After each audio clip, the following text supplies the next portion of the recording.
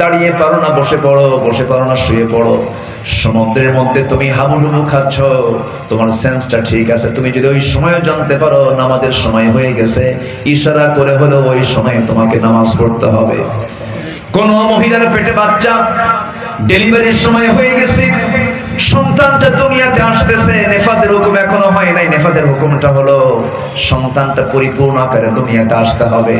সন্তানটার মাথা দুনিয়াতে এসেছে, বডিটা মার পেটের মধ্যে রয়ে গেছে, এমন সময় যদি মার যদি সেন্স ঠিক থেকে যায়, নেফাজের হুকুম আসে নাই, ওই সময় তাকে ইশারা করে নামাজটা পড়তে হবে। নামাজের কোনো মাফ নাই। মস্তিষ্ক বিকৃত না হওয়া পর্যন্ত নামাজ মাফ হবে না।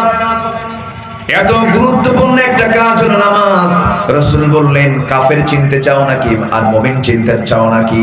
কাফের যদি চিনতে চাও, কাফের নামাজ পড়ে না, আর মুমিন যদি চিনতে চাও, মুমিন নামাজ পড়ে।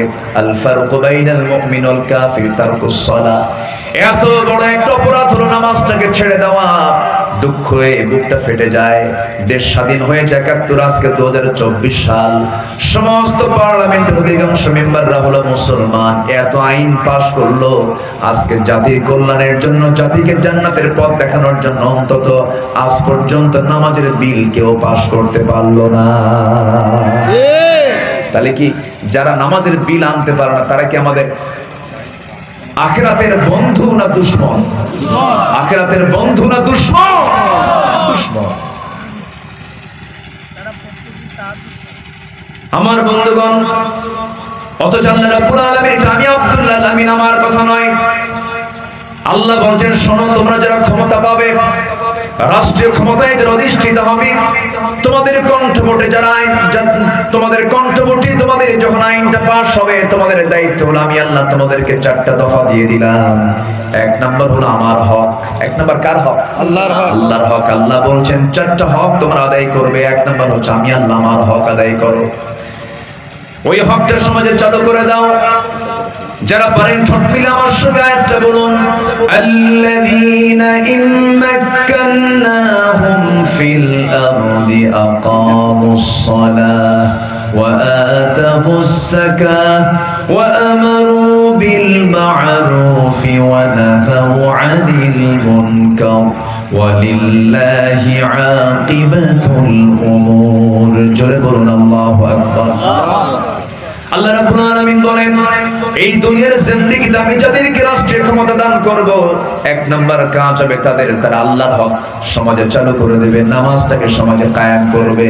1 নাম্বার হক কার হক বলে? নামাজ কায়েম করবে। আজকে নামাজ যদি রাষ্ট্রীয় পর্যায়ে কায়েম হতো, সমাজে নামাজি লোক বেশি হতো না কম হতো? বলেন বলেন বলেন। আজকে সমাজে নামাজি বেশি না বেনামাজি বেশি? আমি কি দোয়া করে দেব? ওঠেন কেন? যাচ্ছেন না তো? কই যাচ্ছেন? 1 নম্বরে যাচ্ছে। বসেন, একটু বসেন।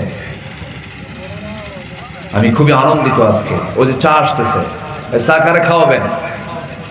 ভিতরে দিয়ে দেন। আলহামদুলিল্লাহ। সম্মানিত ভাইয়েরা, নামাজটা কার হক বলেন? আল্লাহর হক। এরপরে আল্লাহ বলছেন ওয়া আতাউজ যাকাত, তারা যাকাত আদায় করবে।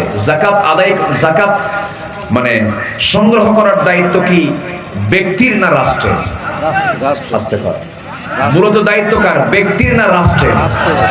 আচ্ছা, এটা কি আছে?